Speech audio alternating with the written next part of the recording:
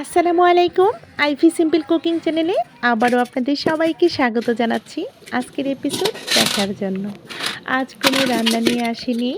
আজ এসেছি আমাদের রান্না করার যে পাতিল ভেঙে অনেক সময় অকেজোভাবে পড়ে থাকে ঘরের এক কোণায়। তো সেইগুলো কিভাবে পুনরায় মেরামত করে আমরা কাজে ব্যবহার করতে পারি সেটা আপনাদের সঙ্গে তুলে ধরার চেষ্টা করছি। আশা করি আপনাদের একটু হলেও উপকারে আসতে পারে। তো এই হাঁড়ি দেখতে পাচ্ছেন, এই একটা ভাতের পাতিল ছিল অনেক বড়। তো এটা আমি ৫ থেকে ৬ বছর আগে এই হাঁড়িটা আমি ২০০ টাকা দিয়ে কিনেছিলাম। তো এটা একটু ফেটে গিয়েছিল, যে এই যে হাঁড়ির যে মুখের যে অংশটা, সেটা বর্ডার যে থাকে সেটা কিন্তু ভেঙে গিয়েছিল। সেটা আমি খুলে রেখে দিয়েছিলাম। তো ওই যে কথায় বলে না, ভাঙা তো কাজে লাগে, যে ভাবলাম যে যদি কোনো কাজে আসে, যাই হোক রেখে দিয়েছিলাম, কাজেই এসেছে। তো ৯০ দশকে কিন্তু এরকম কাজ দেখা যেত। মামারা বা চাচারা বাড়িতে বাড়িতে এসে আমাদের মা চাচিরা কিন্তু এগুলো ঠিক করিয়ে নিতেন। তো আমি ছোটোবেলায় দেখেছি। তো আমি আসলে মনে মনে ভাবছিলাম এরকম যদি থাকতো। এখন কিন্তু ওই মামা বা চাচারা আসেন না এখন। তো হঠাৎ করে উনি ওই যে মামা যিনি কাজ করছেন, ওই মামা কিন্তু ওই তালা চাবি ঠিক করেন, ডাকাডাকি করেন, অনেক সময় শিলপাটা ধার করাতে আসেন। তো আমি ভাবলাম ওনারাই কিন্তু এই কাজগুলো করে থাকতেন। তো আমি জিজ্ঞাসা করলাম যে মামা, আপনি কি এই ভাঙা হাঁড়ি মেরামত করতে পারেন? তারপরে উনি বললেন, হ্যাঁ আমি সব করতে পারি, ভাঙা ছাতা ঠিক করতে পারি, এই সে আরও বিভিন্ন ধরনের টুকিটাকি কাজ উনি করতে পারেন। তো আমি এই হাঁড়িটা দেখিয়ে দিলাম। উনি বললেন যে আমার এটা চোখ বন্ধ করে কাজটা সেরে নিতে পারবো, বেশিক্ষণ সময় লাগবে না। তো আমি দিয়ে দিলাম। আর ওই যে মামা কাজ করে নিচ্ছেন, দেখুন। এটা কিন্তু চাইলে আমরাও হাতের সাহায্যে নিজেরাও করে নিতে পারি। তো আমার কাছে এত ওই যে যন্ত্রপাতিগুলো ছিল না, সেজন্যই পারিনি। তো উনি খুব সুন্দর করে কিন্তু মেরামত করে দিচ্ছেন। আর আমি ভাবলাম যে আসলে এটা যদি ঠিক করে নিই, তাহলে কিন্তু এখন কিন্তু দ্রব্যমূল্যের অনেক হ্রাস বৃদ্ধি হচ্ছে। সেটা মাথায় রেখে আমি ভাবলাম যে সংসারে যদি কিছু টাকা বাঁচানো যায়।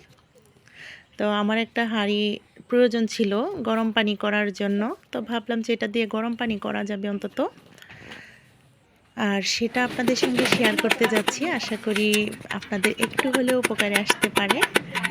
সেটা আমি ক্যামেরায় বন্দি করে রেখে দিয়েছি। আর আমি খুব এনজয় করছিলাম। সেই ৯০ দশকে আমার আম্মু এইভাবে কিছু কিছু হাঁড়ি পাতিল ঠিক করিয়ে নিতেন, ছোটোবেলায় দেখেছি। তো সেটাই ফিল হচ্ছিল। জানি না আপনারাও এরকম কিছু দেখেছেন কিনা, আপনাদের মা চাচিরাও এরকম করেছে কিনা কমেন্টে বলে যাবেন। তো দেখতে পাচ্ছেন কি সুন্দর করে উনি কিন্তু ঠিক করে ফেলেছেন। উনি বলছেন যে এটা কখনোই ছুটবে না, হাঁড়ি পাতিল ছিদ্র হয়ে যাবে, কিন্তু উনি যেভাবে মেরামত করে গিয়েছেন সেটা কখনো ছুটার সম্ভাবনা নেই। উনি কিন্তু জোরদারভাবেই বলে গিয়েছেন যে এটা ছোটার সম্ভাবনা নেই। তো আশা করছি এটা ছুটবে না। তো এই শীতে কিন্তু গরম পানি করার জন্য একটা উপযোগী পাত্র পেয়ে গেলাম। তো এটা কিনতে গেলে কিন্তু ২০০ টাকার উপরেও লাগতো। তো সেই ৫ থেকে ৬ বছর আগে ২০০ টাকা দিয়ে কিনেছিলাম, আমার মনে আছে এখনও।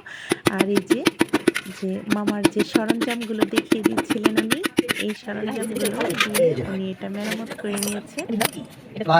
এই ধরনের ভিডিও যদি পেতে চান, অবশ্যই লাইক কমেন্ট শেয়ার করতে ভুলবেন না। চ্যানেলটাকে সাবস্ক্রাইব করার বিশেষ অনুরোধ রইল। এই যে দেখুন, হয়ে গেলে কিন্তু পাতিলটা একদম পারফেক্টভাবে হয়ে গেছে।